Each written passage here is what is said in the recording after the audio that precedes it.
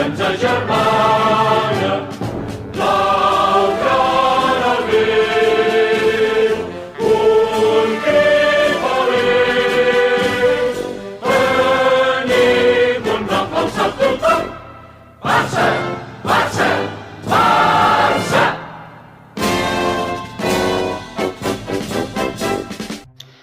Salut à tous et à toutes. Aujourd'hui, c'était le Classico. Real de Madrid, FC Barcelone au Santiago Bernabéu. Le Barça remporte la rencontre sur un score de 4-0, doublé de Aubameyang, un but de Ronald Araujo et un but de Ferran Torres. Les gars, 4-0, 4-0 et c'est le Real de Madrid, les gars. Donc, il faut déjà qu'on entre dans le contexte, étant donné que la dernière victoire du Barça face au Real de Madrid remonte à 2019. Je crois que c'était le 1er mars ou le 2 mars, pratiquement. Et sur cette même période, le Real avait enchaîné une série de 5 victoires face au Barça. Aujourd'hui était l'occasion pour le Real de Madrid d'enchaîner une 6e victoire consécutive. Mais seulement, le Barça aujourd'hui est venu avec les mêmes intentions, c'est-à-dire de gagner ce Classico. Et vraiment, ils ont apporté une opposition très sérieuse à ce Real de Madrid là. Surtout que n'oublions pas, quand on regarde la composition, aujourd'hui on se rend compte que côté Real de Madrid, il y a 2 joueurs selon moi qui pouvaient être titulaires dans ce match, c'est-à-dire Karim Benzema et Ferland Mendy. Parce que tel que vous voyez la composition, on se rend compte qu'à gauche, on avait Nacho, à l'axe on a Eder Militao et David Alaba, à droite on avait Carvajal. Au milieu de terrain, vraiment dans ce Real de Madrid, je pense qu'il y a 4 pièces maîtresses pour le haut niveau et qui ont assez d'expérience dans le milieu de terrain. Aujourd'hui, Carlo Ancelotti n'a pas hésité à les faire jouer tous ensemble. Je pensais qu'il devait opposer un, mettre 3 d'abord et puis faire rentrer l'autre à un moment donné du match. Mais non, il est venu avec les 4, notamment Casemiro, Toni Kroos, Modric et Valverde. En attaque, il est venu avec Rodrigo et Vinicius. Et vraiment, notons que dans ce match-là, aujourd'hui, côté Real de Madrid, sincèrement, je pense qu'il y a peut-être 3 ou 4 joueurs qui sortent du lot. Déjà, le premier que j'ai trouvé vraiment intéressant dans ce match côté Real de Madrid, il s'agit de Thibaut Courtois. Parce qu'aujourd'hui, si Thibaut Courtois n'est pas décisif à certains moments donnés du match, ce match face au Real de Madrid peut se terminer sur un score de 8. Je suis même pas en train d'exagérer, 8-9. Parce que le Barça aujourd'hui a raté tellement d'occasions et Thibaut Courtois était décisif à certains moments du match.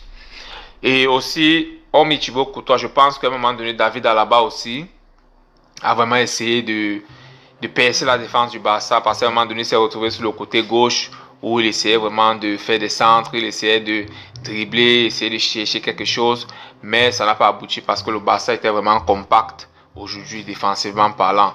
Et le troisième joueur que j'ai trouvé intéressant côté Real de Madrid, c'est Valverde.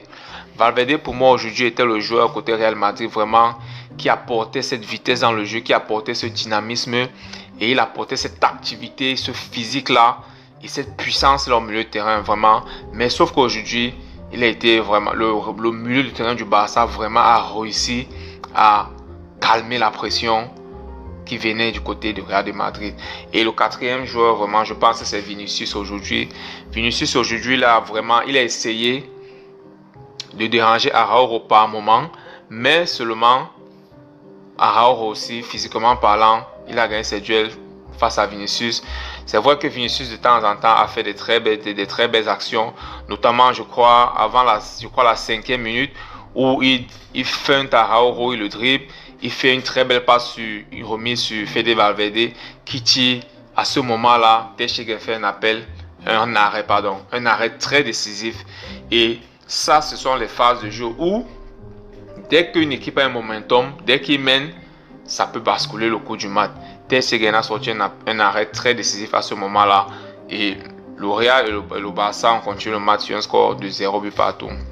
Je pense qu'à ce moment-là, le Barça a commencé un peu à se réveiller parce que les 10 premières minutes, le Real vraiment a eu des occasions dangereuses.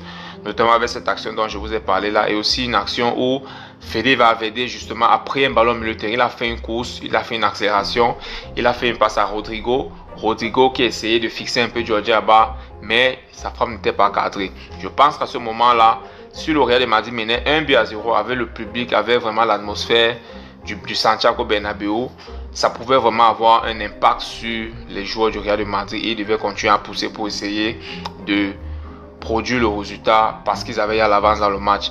Mais non, le Barça était serein parce que Ter Stegen a fait cet arrêt dont je vous ai mentionné tout à l'heure. Et quand on regarde d'un côté Barça, on se rend compte que le milieu de terrain du Barça aujourd'hui qui a vraiment temporisé le jeu, c'est un milieu composé de Sergio Busquets, Frenkie de Jong et Pedri. Les gars, ce milieu de terrain a vraiment, je sais pas comment je vais dire, ce milieu de terrain a maîtrisé le milieu du terrain du Real de Madrid. Ça montre à quel point, non seulement tactiquement, ce milieu de terrain du Barça a vraiment aujourd'hui été supérieur au Real de Madrid, mais aussi en termes d'équilibre de jeu, en termes de la gestion du pressing du Real de Madrid. Vraiment, ce milieu de terrain-là a été vraiment solide, compact, vraiment. Et ce milieu de terrain du Barça jouait avec un certain calme. Parce que aujourd'hui, Busquets, aujourd'hui, sincèrement, il était au top dans ce match. Parce qu'à chaque moment, on sentait que c'était Busquets vraiment qui était le régulateur de ce match. Il gérait vraiment le pressing. Dès qu'il y a un pressing qui vient, il réussissait à casser le pressing, il réussissait à anéantir le pressing. Avec Pedri, comme je vous ai dit, exactement comme le dernier match. Pedri aussi qui était impeccable. Aujourd'hui, De Jong aussi était vraiment intéressant dans les courses pour essayer de créer le surnom par moment et aussi par moment aussi de calmer le tempo du jeu. Vraiment, ce milieu de terrain du Barça aujourd'hui, je pense que c'est ce milieu de terrain qui a permis au Barça de marcher sur le Real de Madrid à Santiago Bernabéu. Bon, on va aussi revenir un peu sur la défense parce que défensivement parlant, je pense qu'il y a une très grande satisfaction parce que aujourd'hui, il y avait les inquiétudes. Vraiment, quand on regarde l'effectif du Barça, on se rend compte que Serginho Dest aussi est blessé. On se rend compte aussi qu'on a Ansu Fati qui est blessé depuis. Donc, c'est des joueurs vraiment pour moi. Je pensais que si Serginho Dest était là, il pouvait couper latéral. Mais non, Xavi est venu aujourd'hui. Il a mis Araujo à droite. Il a mis à l'axe Eric Garcia, Gérard Piqué. À gauche, on avait Jordi Alba sans changement. Au milieu de terrain, on a les trois fantastiques que je vous ai cités tout à l'heure. À l'attaque, on avait Ferran Torres, Aubameyang et Ousmane Dembélé. Et je pense que cette attaque-là, c'est l'attaque la plus optimale dans ce Barça-ci. Parce que quand on regarde, il y a de l'activité à l'attaque. Avec Ferran Torres, vraiment, qui a des mouvements sensationnels. Il sait se déplacer entre les lignes. Et il sait vraiment embrouiller les défenseurs. Il sait vraiment courir entre les lignes. Il sait vraiment se déplacer. Et ce genre de joueur, c'est vrai, il rate assez de buts, mais il est intéressant quand il s'agit de produire le jeu. Et c'est ce genre de joueur qui déséquilibre facilement les défenses. Aujourd'hui, on a vu à quel point un joueur Aubameyang, un avant-centre vraiment de race pure, est important dans cet effectif du Barça là, parce que aujourd'hui, quand on regarde Militao et Alaba, on se rend compte que défensivement, ce sont des gars vraiment qui sont costauds et ce sont des gars vraiment qui ont l'impact défensif. Mais aujourd'hui, l'intelligence d'Aubameyang a permis à ce que aujourd'hui il claque son but. Et surtout la connexion avec Dembélé. Dembélé aussi vraiment, il a été sensationnel.